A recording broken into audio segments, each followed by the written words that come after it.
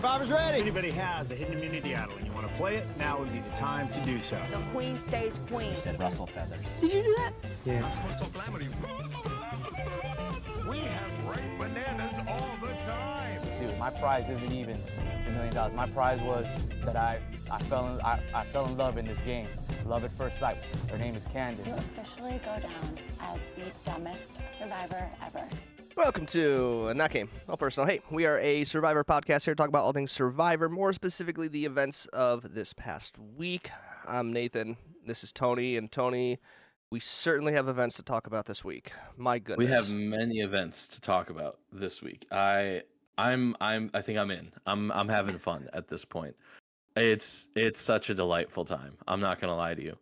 I feel like we should start with one very specific question, though, if you don't mind. Yeah, start us off. I might know what this question is, but let me hear. What is the least threatening hide and seek gameplay? Oh, I was not expecting this question. The least threatening.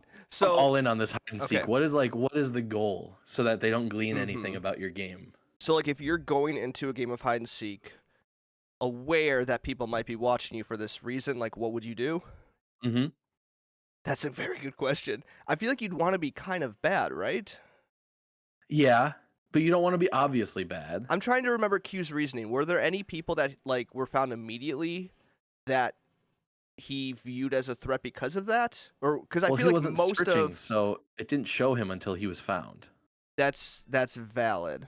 Because I feel like a lot of his reasoning was like, oh, they hid in plain sight. That's a mistake. Oh, they're good at this. That's a mistake. Oh, no, they found me. That's a mistake. So I'm trying to think, like, was there anyone who just had a bad hiding spot? Like, is that the position you want to be in where it's like, oh, this person can't hide at all. They're not a threat. Maybe, but then when you're finding people, you're a threat because you're finding people. Venus was kind of the mouthpiece of like, oh, I can learn things about people's game from this. It was a wild scene. It looked like a lot of fun. Full disclosure, I'd have a blast playing hide and seek. Yeah, I'm trying to think. I feel like I have recently played hide and seek, like within the past 2-3 years. I can't remember. Fun game. Yeah, no, there's nothing wrong with it, and I think it should be more acceptable that like adults can play this game. I don't understand, especially like if you have that location. I think that's the key. Yeah. I feel like when I have played it though in recent years, like I do remember one specific apartment that we had where there was, I don't know, 7-8 of us over, and we're just like, let's play hide and seek, and it was, a 2-bedroom apartment. So like it was more like funny hide and seek, Yeah. not serious hide and seek. But yeah, I'm not really sure like what the strategy would actually be. Yeah, I'm not sure either. I feel like whenever you're in that situation, it's like I have to play hide and seek here. I am running a Survivor for some friends in a few weeks here. You are, and I think that might be a reward challenge where it's just like we're playing hide and seek. I'm seeking, y'all are hiding. Let's do it. Yeah. And just like, or I might just be like, hey guys, we're gonna do this challenge. We're gonna play hide and seek, and then just have it not be for anything, just for fun for me. That Sure. might be exciting. Just like to see them run around and hide and see if they can use that for any strategic advantage, I guess. I don't know. Exactly. I thought the question you were gonna ask was more concerning the tribal council. Oh no! I think I was it's very hyper focused on hide and seek when it happened. I was Clearly. like, that's the most important thing that happened in this episode. yeah, clearly like the most relevant thing that came out of the episode. But I don't know how you don't start off with tribal council, right? In this whole discussion on like what happened. I guess. Here's my question: is how strategic was Q being when trying to quit? That is the question that I am still trying to figure out. Was this a move? Was this a play? Or was he actually trying to quit and it just didn't happen? So my genuine thought watching this episode was I'm all the way in on Q. I love it. I think it's the first time in a long time that we have seen this like mafioso type gameplay where it's like I'm in charge, what I dictate happens. It doesn't matter what other people want. I'm making this happen. That's just so much fun to watch in general. In that specific scenario, I think he saw the writing on the wall that his plan to blindside his closest ally was not going to happen. And so this was a big, like, playing it up to make it seem like he felt bad that he was going to do that and he wanted to sacrifice himself for her. I Okay. genuinely think that's what it was. Okay. Because but he has like done that tried to quit thing before, but this one just didn't make sense. That one, like, if you're an extreme competitor and you feel like you let your team down and you feel like it's your fault, I can see you making the leap that, like, I don't deserve to be here if I can't live up to that moment. This Sure. was out of left field, and you could tell everybody felt that way. Yes. I mean, that's the thing that's certain, is that whether or not this was a strategic move, he didn't tell anyone about that. I think, like, that's pretty certain. Everyone was Mhm. shocked. No one knew that was coming. I think I'm just struggling to see, like, I'm struggling to see both sides. Why would he do that? It makes no sense to try to quit. Mhm. But also, if it is a strategic, like, I'm bluffing, I'm going to call him out, what is the advantage here? Did he gain anything from this? I would say no. I don't think he's walking back in a better position because of that. I think if he doesn't do this whole try to quit thing, the results are pretty much the same and he's in a much better position. So I'm just kind of confused on, like, either scenario doesn't really logically add up to me why you would do this. Yeah, it for sure didn't help, and it was for sure a miscalculation. It wasn't received the way that he expected it to, and also, like, information that he shared about the idol came out and stuff like that. So all in all, it was negative for him. But yeah, I think it was trying to gain back that goodwill from Tiffany. If it came out that he was going for her, he can be like, "Hey, I was, because you were going against the 6, and that's what I was like." I think that's what it's going to be. Even seeing the sneak peek of next week, Tiffany was going off about something. She wasn't a fan of something, and I think that's probably him revealing kind of what was happening there. Yeah, I think the only thing I think that might work for his benefit coming out of this, because I think the other question that maybe we'll get into is, like, uh, can he win from this? You know, like, let's say he gets to Mhm. the end. I don't think he can use this necessarily as, like, a, maybe he can spin it or somehow, but, like, to me, I'm like, oh man, I don't see a path how you're gonna get the votes. But I think what this might have done, because throughout a lot of the episode, we saw him talk about needing to be in control of, like, every single vote. Mhm. And I think what this did, at very least, is take away control from a lot of other people. Because when he's caused this whole thing to just turn into a live tribal, cause this chaos, I don't know how many people can look at this vote now and say, this was my move, because Q kind of disrupted a lot of strategy going into it. I don't know if Mhm. that's, like, valid, or if that's going to, you know, because I think some people could still use this as, like, a resume builder, but I think he walked into tribal saying, this vote, if it goes through, won't be because of me. I didn't do this move. I didn't initiate this. So let me try to at least remove other people from Mm. adding this to the resume, if that makes sense. Yeah, I don't hate that thought at all. I will say, going into before tribal, I very clearly saw the path for Q getting to the end. Like, I could see the vision of him, like, going in with all, like, Hunter is still in, and, like, all of the Tevin ideally would have still been in, and all of these big threats are still in. Do you waste it on Q? Are you worried about Q at that point? I don't know. It depends on how you view the game at that point. So I saw the path, but yeah, what you're saying about, like, who gets this on their resume and just removing that is very fascinating. Because for me, if you ask me who got Tevin out, I would say the first person that I remember mentioning is Liz, Yeah. Yep. which means Liz was the person you could give her credit for Soda, and you could give her credit for this, and that's 2 votes in a row where she's not in any alliance, and yet she's the one that's just, like, basically dictating who's going home, which is fascinating. And that's, I think, the big theme of this episode is, like, who gets credit for what. Like, that's a big part of everything that kind of happened here. Yes. Yep. But Liz, I just want to say, Liz, like, I see a path for her having the story and the moves and people underestimating her. And we don't talk about edit, but people were talking about her as a threat before we ever saw her as a threat, and that matters because we've seen that before to put Yes. somebody on your Yep. radar. Yeah, she definitely came out as a surprise from last night and the week before a little bit, but yeah, I think I'd still be a little surprised like if she ends up winning the whole thing, but I think I'm still in this mode of like Gabler has won a season of Survivor, so like anything's possible. Which in some ways makes this more fun because you look at this cast and it's like most of these people here, I would not be surprised if they end up winning. Yeah, it's stacked from top to bottom. Like genuinely, I think I see a path for everyone except for maybe Ben. He might be the only one that I don't see, just because he doesn't seem to be doing anything outside of just kind of being there and being entertaining, which matters and can be valuable. We've seen that as well. But him and then Venus for the reasons we talked about last week.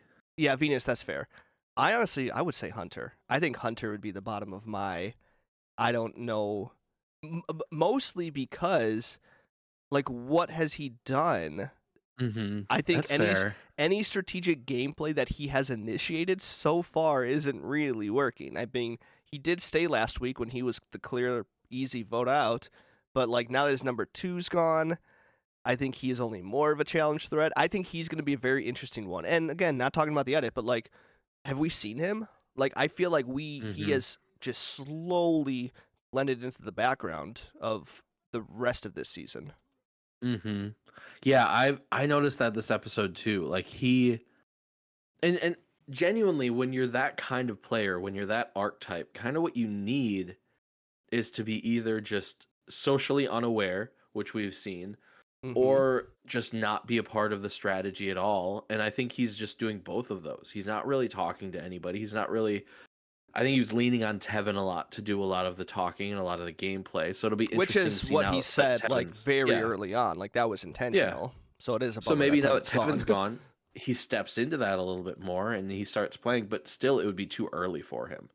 I think if it's the last like final 6, final 7-ish, he starts making moves. I think he can make a play like, guys, if I was doing anything earlier, I would have been gone. But the fact that I wasn't made you keep me around, even though I was obviously a threat. So sure. But I definitely see what you're saying. Like, it's just not really showing him. So if we were to talk edit, which of course we never would, I don't see him as a huge option. Yeah. No, I would agree with that. Are you laughing at what's happening behind me? Yep. I'll acknowledge. We're recording in the morning, which is not usual. So my daughter's just watching a movie, and she just took a thing of laundry detergent and pushed it off the back of the couch. So and that thing had to have been full, right? Yeah, it's unopened. So I'm just gonna hope that it's not exploded back there. We're doing good. We're doing good. She's being very quiet. This is working out well. If you're watching the video, clearly you're watching this whole thing. But yeah, I haven't stopped watching her this whole time. I saw your reaction. I was like, we got to talk about what's going on right now. I was waiting for a thud because I saw it coming. I was like, "Where's the thud? Where's?" And you didn't hear it, did you? No, See? I didn't. Good mic condenser. You can't even hear the movie in the background. Nothing. Anyways, what are we talking? Hunter and yeah, whatever. Okay, let's talk a little bit more about Q. I think we just need to go in on Q. Let's get him out of the way. I agree. I think I have come more around on him. I think like the past couple episodes I've been like a little annoyed, but now I think I'm just all in on like this chaotic, honestly like villain edit. Like I mean, this is a season of villains. Like, are there any like actually here's what I would say. I would say this is a good season of heroes versus villains. I think you do have some people. I think like Ben, right? I don't like he's a hero, you know. Yeah. Maybe like Hunter, Charlie. I don't know. Charlie hasn't been like devious yet, you know. He's kind of like that stereotypical, you know, the white boy archetype that like people like to root for in some ways. But then you got like clearly strong villains with Venus. I would say Tevin, you know, maybe Liz now, Q clearly. So like this is fun. But like Q, I would have been really sad if he went home. And I don't think I would have said that last week, but now I'm just like all in on, do I think he's playing a great game? Maybe not. Do I think he's going to win? Probably not. But like, let's keep him around to just watch him attempt to steamroll people and have it. Because like watching him not get his way is very entertaining. Oh yeah, and I genuinely going into tribal, I would have been very upset if it ended up him going home. Like that's what made me the most angry. Is like this better be a play, and this better not be you going home because you have played this game like so entertain like in such an entertaining way. And I don't even know. It's been sloppy thus far, and he's obviously on people's radar. But has it really been that bad of a game when he's been dictating a lot of these votes and making the decisions on a lot of these? Like it's hard to it's easy to say like, "Oh, that's we're seeing all of the background and seeing all of the things he's saying in the background." But like he when he was goofing around about the like what was it, the Q skirt or whatever, Yeah. people are like, "Oh, that's just Q. He's super goofy." We don't see that side of him, but that's how the tribe sees him, as somebody who's funny and somebody who's like enjoyable to be around. Mm-hmm. So I think they're definitely playing up the villain side of it, but I don't know if I can say he's playing a bad game at this point. I think we're going to find out a lot once we see the repercussions of this tribal council. Yeah, yeah. Because I would agree with you up until this point. Because I think what could have happened is him going into this tribal council, realizing that he's not controlling this vote, but also acknowledging like, hey, this might not be a bad thing for me, right? To Mhm. like get Tevin out, it's not my fault. And if anything, like he warned Hunter, you know, so he didn't blindside Hunter with this. Tevin's Mhm. gone out of his control. He can't do anything. He covered his bases. Everyone's still in the game, isn't blaming him for any of this. But instead, he caused this chaos that I think in turn is kind of what pushed Charlie to kind of spill to Tiffany, like, hey, he told us about your idol, because I think Charlie, there were a couple times in the live tribal where he's like, this guy's like, we can't Mhm. work with this anymore. And I think people are going to Mhm. see that. And I think now that Tiffany and Kenzie are aware that he told people about her idol, I don't know. Like, I think before tribal I would have agreed, but now I'm like, he's going to have to really work his way back in to a lot of these social Mhm. relationships that he's built. But Spin Zone, he might be so at the bottom now that he isn't a threat. Yeah. That's very possible. If He's they playing the just Venus completely abandon strategy. him. Yeah, the Venus strategy. I like that. Yeah, he made the mistake of trying to load up a shot that you can't miss on. And you can't even like Uh-huh. the idea of going after the person you're closest to and spilling their biggest secret in the game. You can't do that and not take them out. And Yes. so up until this point, yeah, I think that's fair. The tribal was bad, obviously. But up until that point, I think he was playing a very good game. Mm-hmm. And what would it have looked like if he hadn't done that? Would it still have gotten out eventually? Probably, but it would have given him more time to kind of find his footing. Yeah, it's tough, but he's such a fascinating player, man. I'm having fun just watching him. He's got to come back if they invite him, right? Yeah, no, I think so. I feel like out of most people on this season, he would be one of the first that like you'd want there, especially if you are, although they don't cast villains anymore. But if you were to ever do like a heroes versus villains, I mean, like, yeah, we just don't see this type of gameplay where someone is. It's the Boston Rob, you know, mafia Yeah. strategy. Like that's what it is. When the amount of overused analogies to the Godfather that Survivor gives, like this is what it actually is. You know, this isn't like, Mhm. oh, this person's turning into the Godfather because they are trying to initiate a vote. It's like, no, no, no. Like Q is actually the Godfather in this situation. I feel like people tried to say Jesse was a Godfather type, and it's like, no, he's just in a good alliance that's making moves. That doesn't equal Godfather. Jesse Um, wasn't a Godfather because he allowed Cody to initiate some votes, and he said that. He says, "I'm going to give Cody some agency and not control every single one." which is incredible, just Right. generally. Yeah.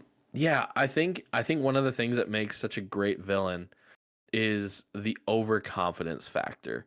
Like you see it from Q and you see it from Venus, where they're so overconfident, and even Tevin, that it blinds them to like how they're actually being perceived. And so they're doing these things where everybody, including the people that they're talking to in the game, are like, take it easy, guy. Like, calm down.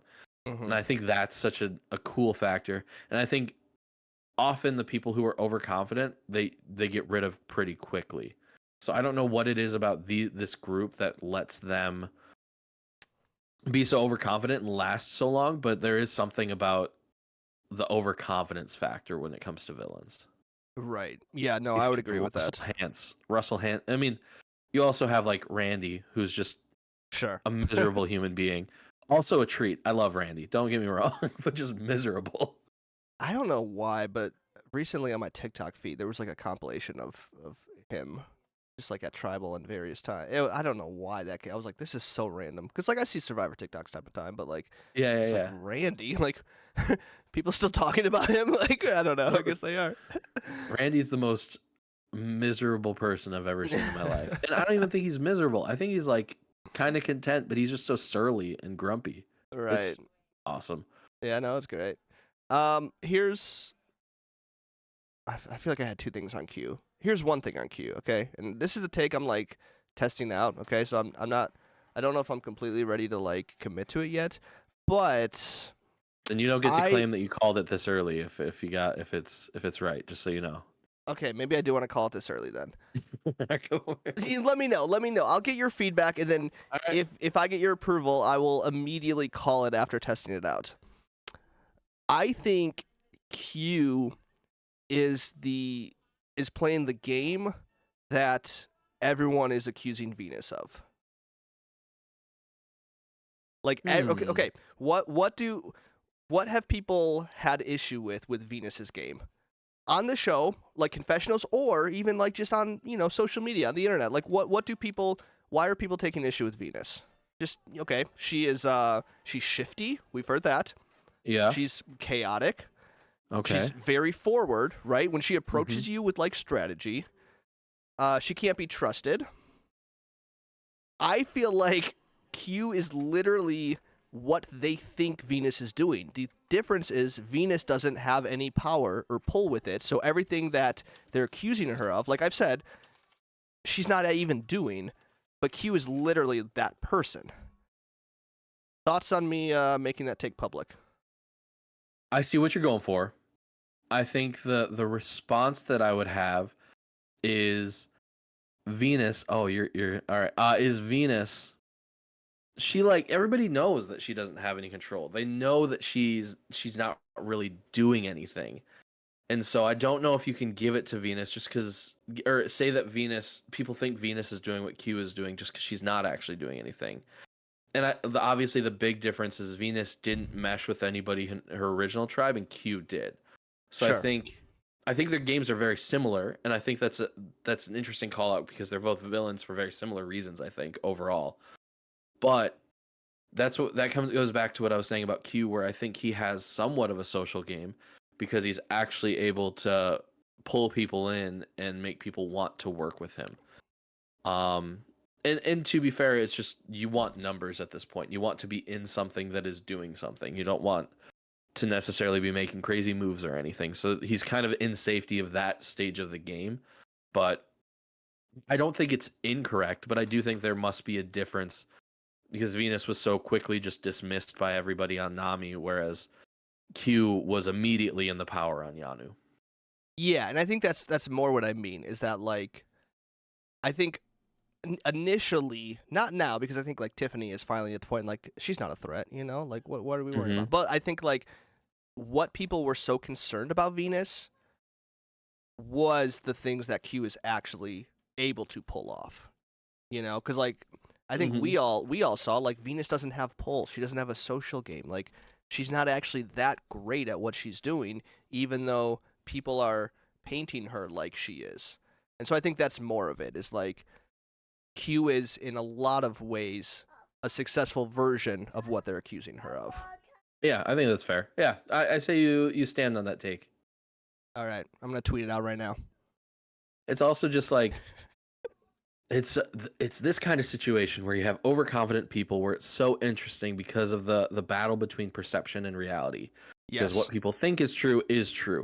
And so if you have somebody who's super overconfident and pushes for something, even if it's not true, it becomes true in their mind, and that's all that really matters. Yeah, and I think that's even true.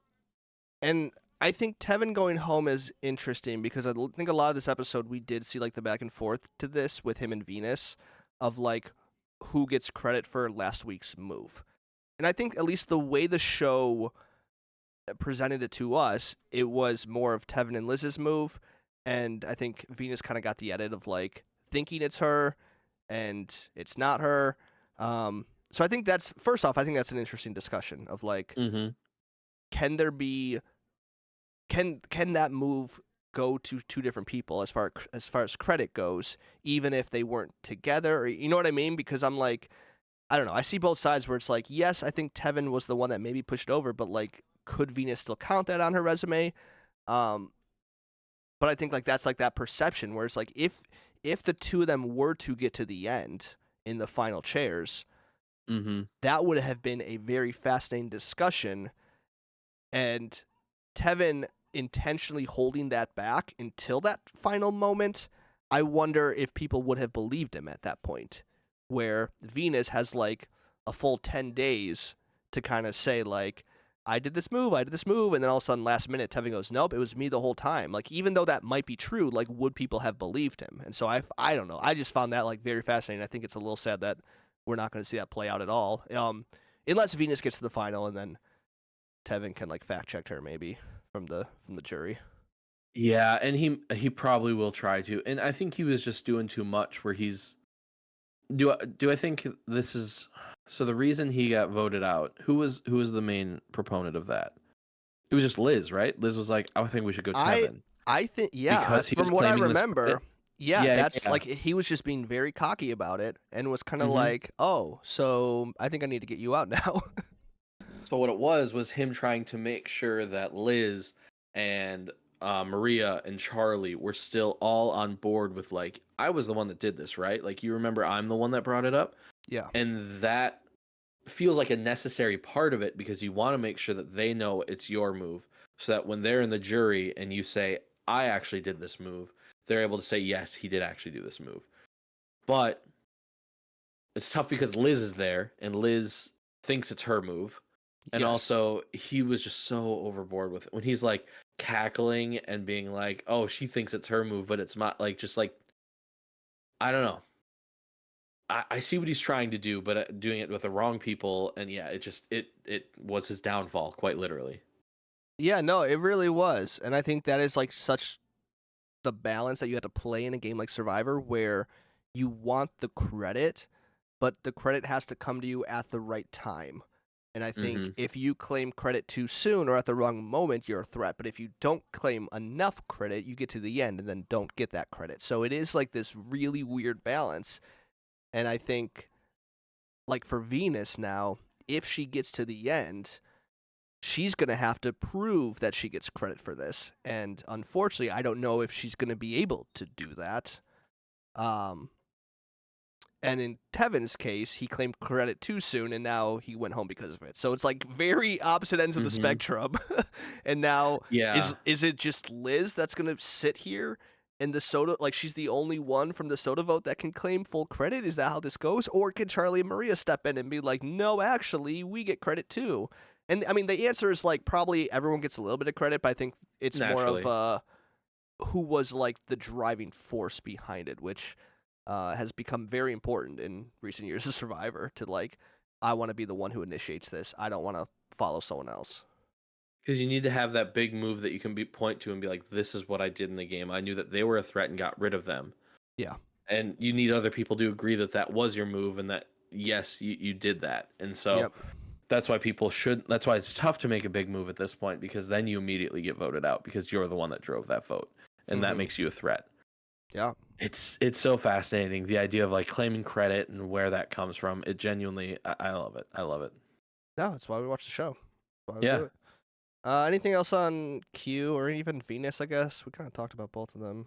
Not that they were like together. No, I don't think so. Let me think. If I think of something on Venus, we can just pop back. I think the other thing I remember that I was going to bring up earlier about Q Yeah. is just this weird like the reasoning for voting out Tiffany was mostly because she wanted to target Maria, right? Like Mhm. she kind of brought it up, and then Q's like, Tiffany's not loyal to the 6.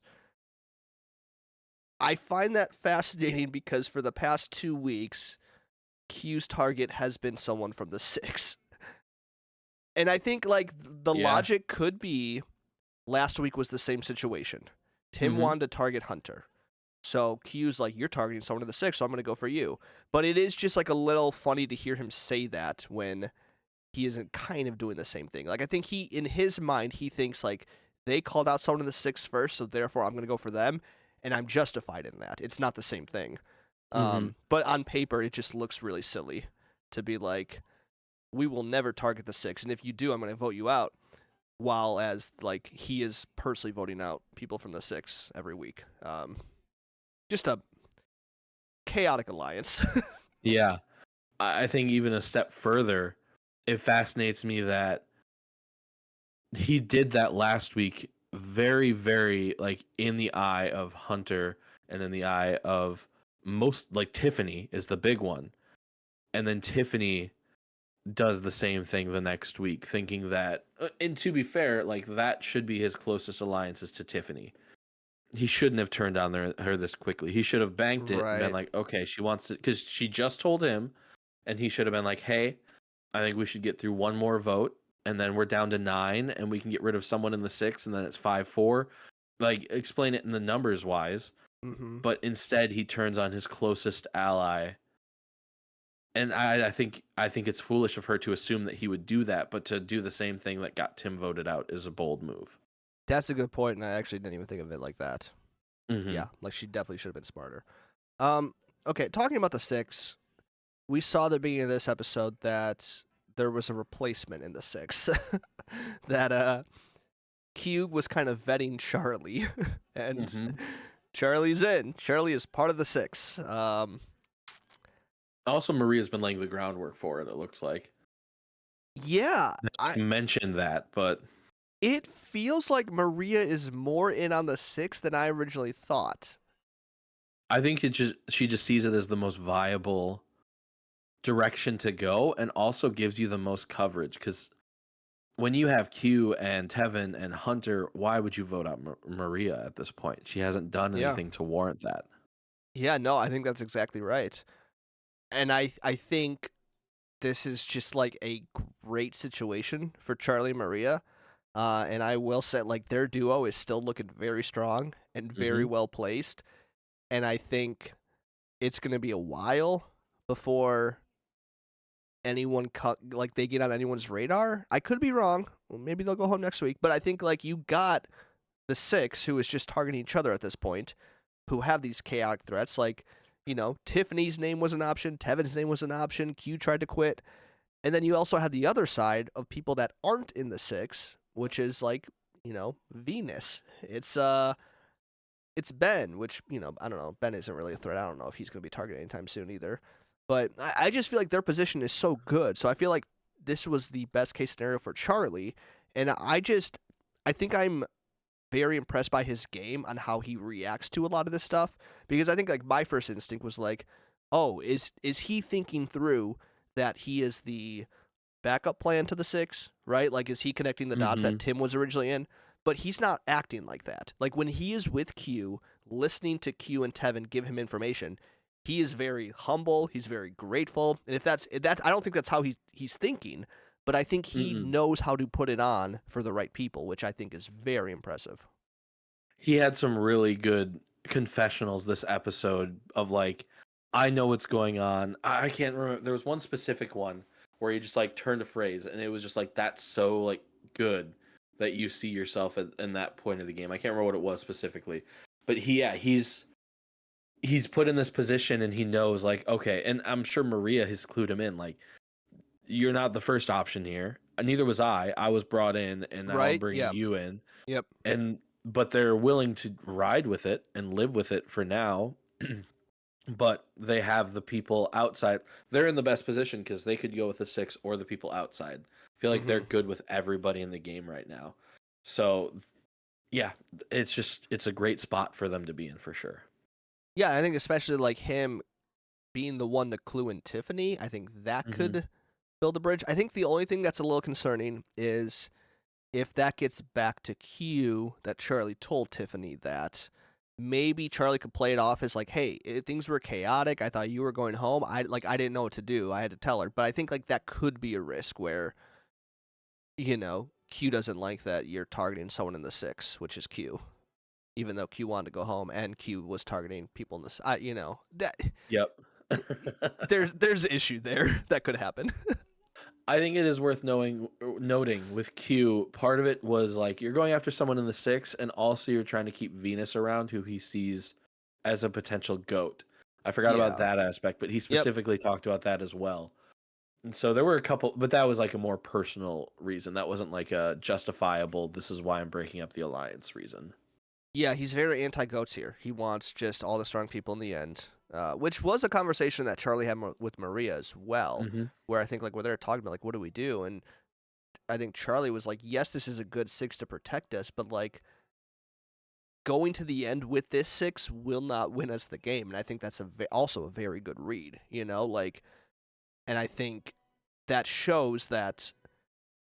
I think Charlie and Maria will be the one. If like, I don't think the 6 is gonna go on next week, is it? There's no way because like Tiffany's not gonna. Hunter and Q might still be together, but like, I think Charlie and Maria are gonna like wise up and be like, yeah, we can't go to the end with these people. Like, so I think maybe another week or two, like you keep maybe Q and Hunter as shields, but then like towards the end, like you don't want to sit in the final chairs with them. Absolutely not. Yeah, I feel like they're probably going to go back to back. It'll be interesting to see when Hunter, because I think he's just going to play as idol when he doesn't win immunity, just because he feels like he has to. It'll be unfortunate if he just goes out with a whimper. That's going to be a big time bummer. I think that's might be where it's headed. Yeah, there's a good chance. But like looking at this, it's fascinating because just a few seasons ago we first talked about the idea of like voting out the goats early. Yeah. So that nobody will take them to the end, and to see that like play out in people who are playing the game, I don't know. It's just cool to like be thinking about the game and then see that come to fruition in the way that people are actually playing. Right. Yeah. No, I agree. And I feel like the turn was very quick too. Like the evolution of it just happened. And now we see like a full season kind of with that mentality, even though it's not working. Like again, I just assume Q listens to the podcast. he might Q. We don't hate you, okay? Even though we don't think you're playing a great game, it's a fun game. Just What if there was a player who like listened to our podcast? That'd be wild. That'd be a wild thing to learn. We'd have to have him on. if you listen to our podcast and you have ever played Survivor, let us know. Yeah, we'll have Or you do on ever. instantly. Absolutely. You could become a third host of the podcast like that. Yeah, we're open to Assuming options. Assuming you're likable. I actually don't want to make that promise. Okay, well, let's go down the list. Who do you not want on this podcast? Ooh. Who is like of the, let's say like new era, okay? Like the past few seasons. I can tell you who I want. I want Banu on this podcast. No comment. I have to go through and read names. No comment. I'm also going through and reading names. I was looking at some of the cast from this new era. I think season 44 is one of the most forgettable casts. Like when I saw a cast photo of them all, I was like, I clearly remember them looking at them, but I'm just like, what the? Because like obviously you remember like Jam, You have the Carolyn, heavy Carson. hitters. Yeah. But like I don't remember anything about Heidi, even though she was in the final. Yeah. Like, do you remember Jamie, Lauren, Danny?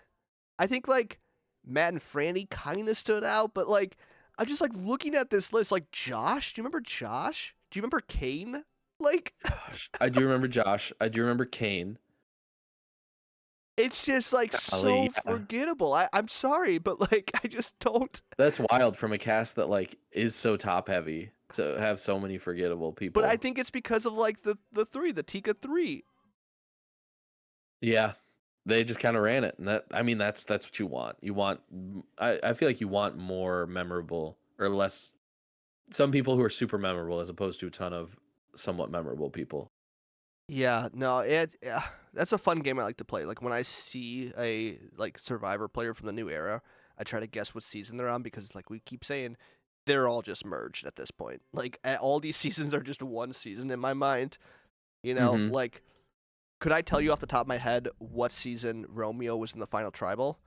I'm looking at it now, but like that, I would have to think a little bit about it. It's not like an Mhm. initial reaction, whereas the pre-40 seasons of Survivor, I could tell you immediately.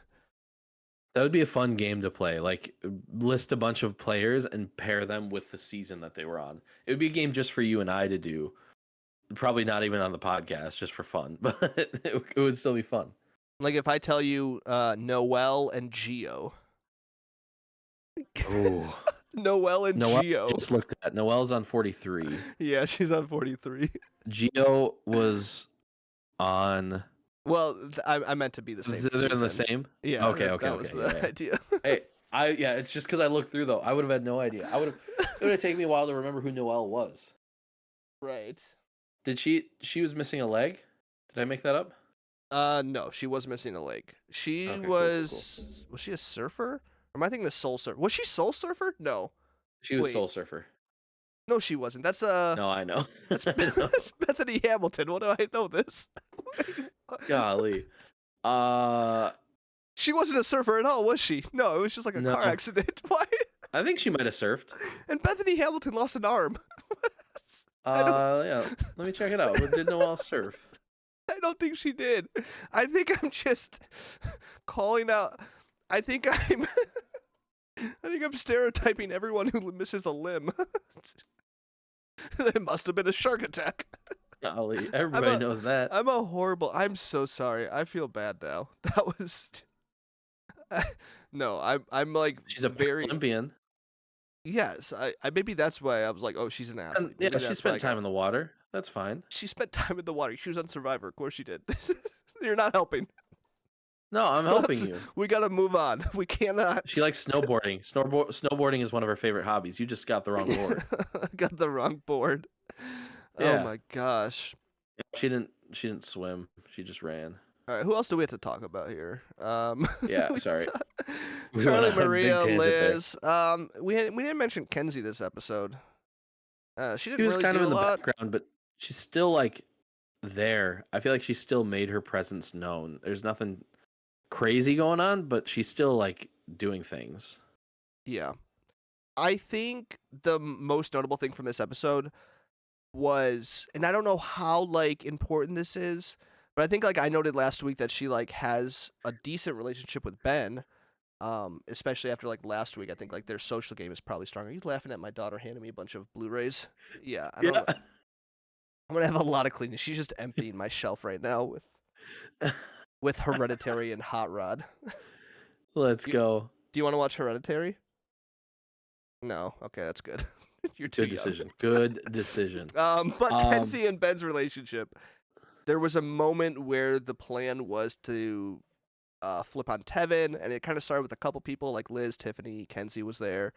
And Kenzie was the one that told Ben while they were walking. And Yeah.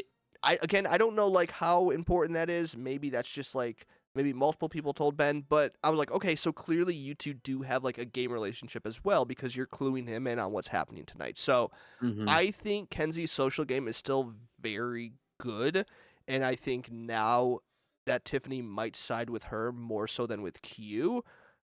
Even though we didn't see a lot from her this episode, I think her game continues to be strong in my mind because of that. And her reaction, like they made a big show of her reaction to finding out that Q sold out the idol, like Tiffany had the idol. Like that was like a big moment. I feel like in that live tribal was her being like, "Oh, okay." Like I was like, "Oh, it's game on." Kenzie's about to go to work. Right. Yeah, and She's I think to live up now to her last name.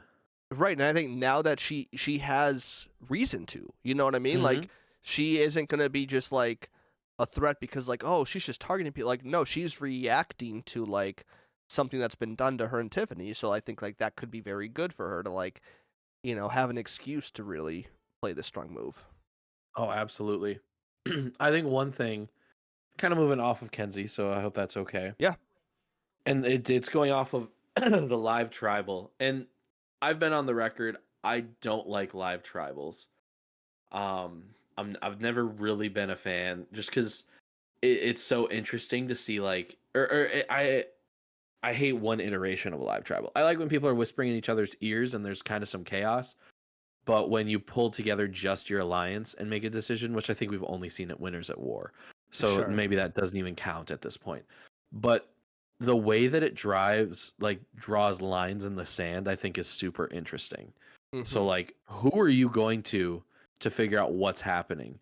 I think that says a lot, and I think it's too chaotic for people to really pay attention to that. But if you're playing the game and you pay attention to that, I think you can learn so much by who are people really relying on to decide what they're going to do. Yeah.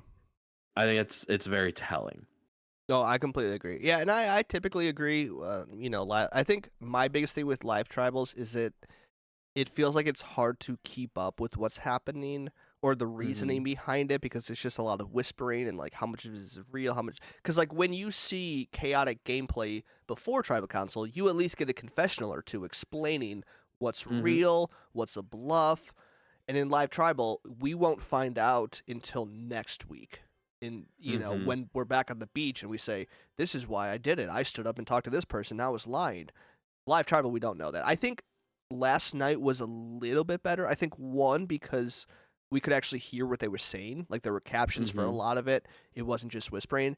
And I think there were actual moves that happened. Like I think the biggest one is Charlie telling, Tiffany about like there were things that happened where other live tribals sometimes just feel like smoke and mirrors where like this is all just for show. Like someone is just trying to be chaotic for the sake of being chaotic and it doesn't actually change the result. And even though the result last night wasn't changed, I think there were things that you could point to say this is strategy. So yeah, I mean in general don't love them, but like last night I think was like the best case scenario if we're gonna have them. And I think I was kind of surprised that they stayed on Tevin, that they just finally answered like, "Yep, Tevin, that's what we're doing." Yeah. And I think it was kind of Liz again from what they showed us because she was the one that was like, She "I'm was not changing very my firm. vote.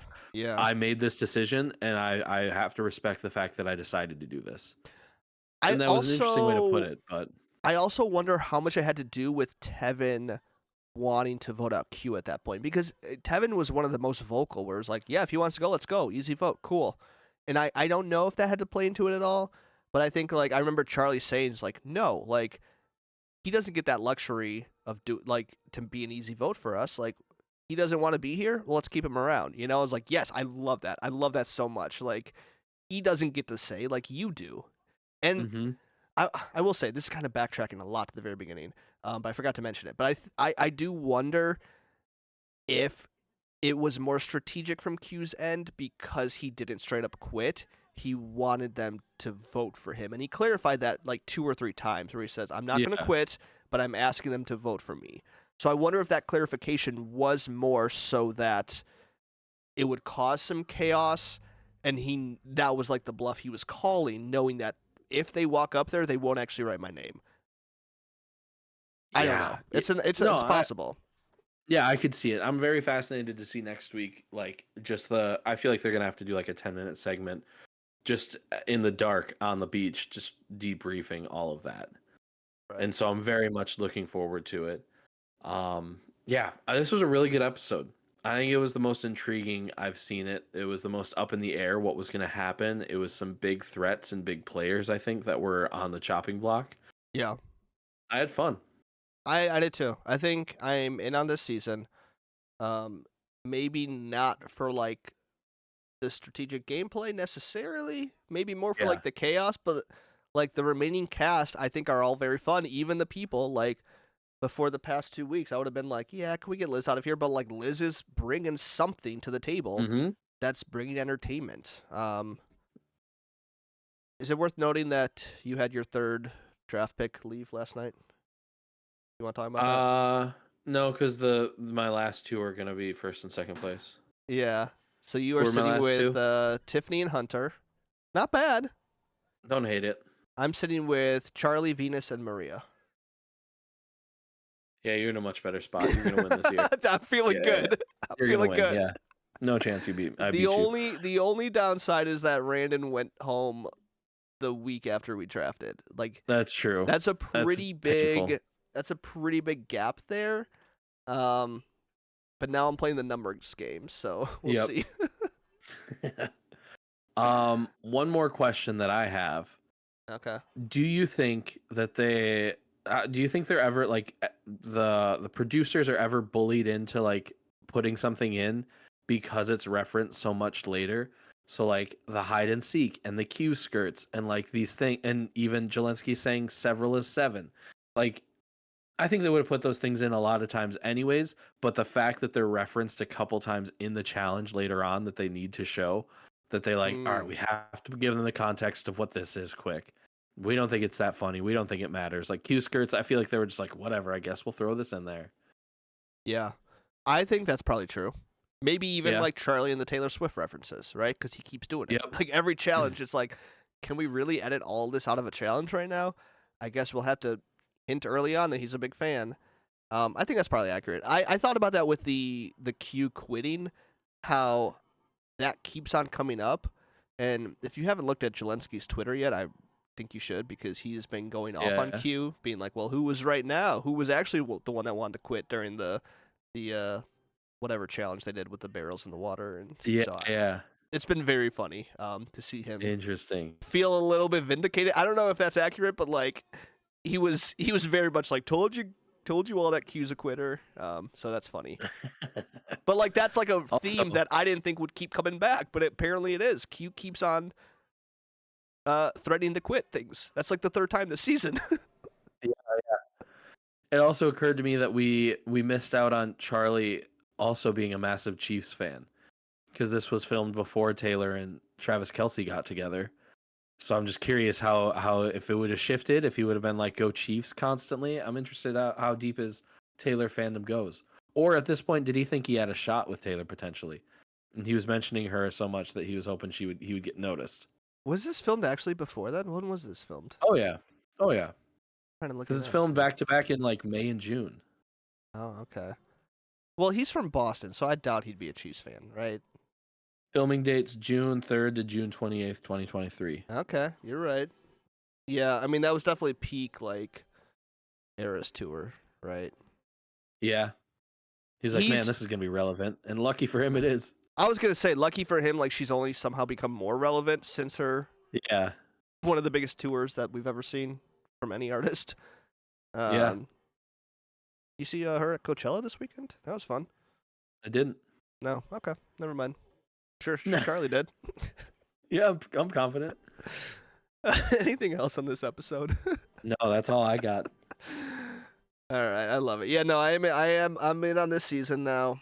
I'll forgive the few episodes we had of Banu if it means we get this chaotic ending, and I am very much looking forward to next week. See what happens. It's gonna be fun. I kind of want to see Banu play again. Hot take. I mean there are definitely moments like, what if Banu was still here? How Put would Q he? Q and Banu on a tribe together, on a villains tribe together. I Tell want me that to wouldn't be a see. treat. I want to see Banu and Venus interact. Like, Yep. this girl is the devil. Like, Yeah. she's so manipulative. She's trying to. Snake? Or no, was it something? Dragon. Mermaid dragon. A mermaid dragon. And Kenzie didn't even do anything. Like, Nope, what he did- was what just did- there. Oh my gosh. All right. Well, I'm getting asked for more apple juice, so I think that's time to cut this podcast. All right, let's cut it. All right. For more episodes, visit notgameballpersonal.com. Find us on Spotify, Apple Podcasts, anywhere listen to podcasts. Really, we're on Instagram, Twitter, TikTok, YouTube at NGAPPod. That is at NGAPPod. I'm Nathan. This is Tony, and we will see you next time. 12 seasons, 2 pals, 1 podcast.